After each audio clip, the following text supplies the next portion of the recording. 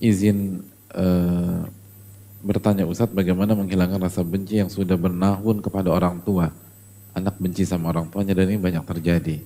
Terutama ibu, karena tindakan yang tidak menyenangkan saat masa kecil hingga menyebabkan trauma hingga saat ini. Jazakallahu khairan. Harus dilihat dari dua sisi, hadirin. Sisi yang pertama, sisi orang tua. Ini menunjukkan bahwa pendidikan itu penting.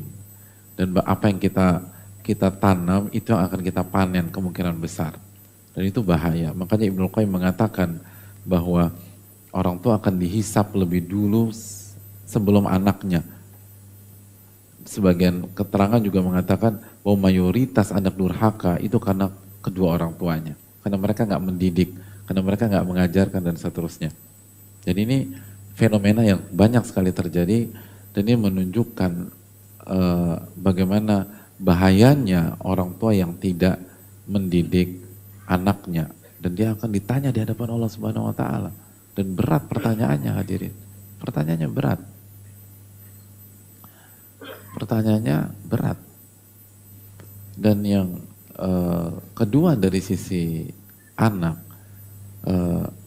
kita bisa mengerti ini berawal bukan dari si anak, ini berawal dari pola didik yang tidak sesuai kalau memang kondisinya demikian.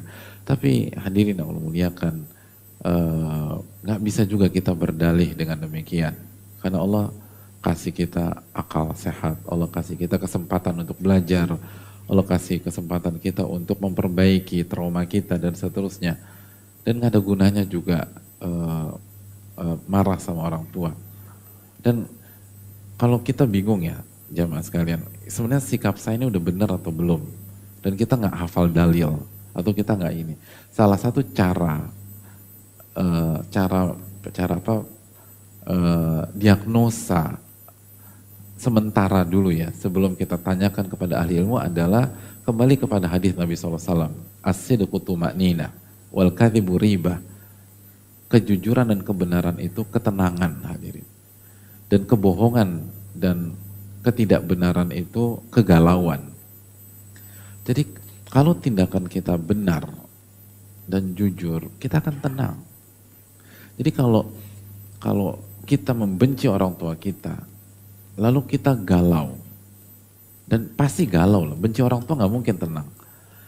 Apapun alasan yang kita berikan, berarti itu tetap salah, hadirin.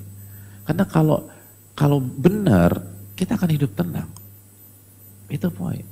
As-sidqu tuma'nina. Itu sabda Nabi SAW. Kebenaran itu ketenangan.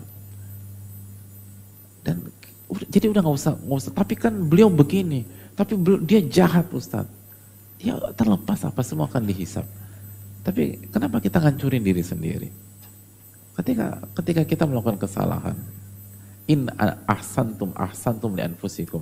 Kalau Anda berbuat baik, Anda maafkan orang tua Anda, itu untuk Anda sendiri kok. Anda hidup tenang. Wa in asatum falaha. Tapi kalau Anda berbuat buruk, kita akan kena getahnya. Surat Al-Isra ayat 7. Oleh karena itu, kalau kotak yang mau digunakan adalah kotak egois, ya dia kan udah jahat sama aku belum, itu kan sisi egois ya, egoisnya anak ya. Kalau kita mau pakai sisi egois, ya egoislah dengan quote and quote cara yang benar gitu loh.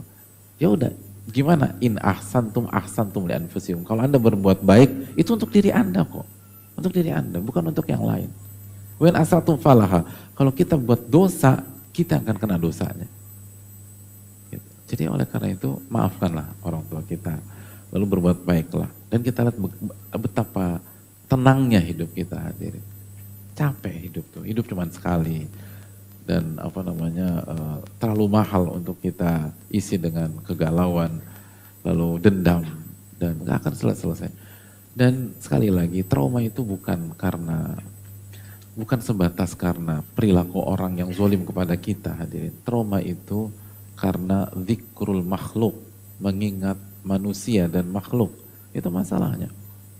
Maka obatnya, kata Ibnu Aun, zikrullah, mengingat Allah Subhanahu wa taala. Semoga ini nasihat untuk saya pribadi dan untuk kita semua, dan semoga Allah memberikan kita ilmu nafi, dan semoga Allah memberikan pahala buat kita semua. Subhanakallahumma wa bihamdika, asyhadu an la ilaha illa anta, astaghfiruka wa atubu ilaik. Assalamualaikum warahmatullahi wabarakatuh. Syukran.